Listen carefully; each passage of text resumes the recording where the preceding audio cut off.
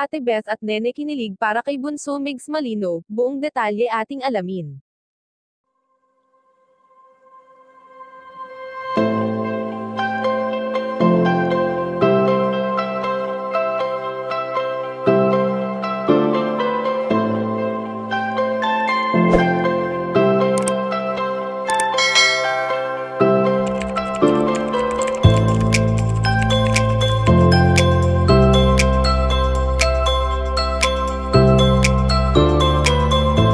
Puno ng kasiyahan ang pamilyang mayroon ngayon si Bunso Migs Malino.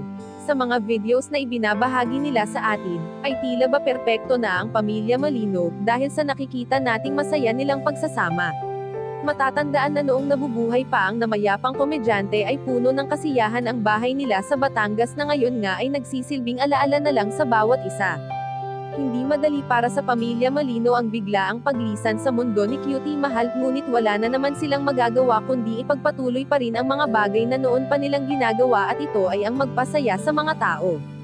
Bagamat hindi na muling babalik pa ang mga videos na pinagsaluhan noon ni Bunso Migs Malino at ng prinsesa nitong si Cutie Mahal, ay mapapanood pa rin naman natin ito sa kani-kanilang YouTube channel. Masakit man isipin na wala ng ibang makakapantay pa sa pagsasama noon ng dalawang magkatambal, ngunit kailangan magpatuloy ng binata. Kaya naman sa tulong ng kanyang buong pamilya ay unti-unti na itong nanyunang balik sa dati. Sa ngayon nga ay ayon sa aming impormasyon na nakalap na kinilig si Ate Beth at Nene para kay Bunso Migs Malino dahil sa sunod-sunod na project na naghihintay sa binata.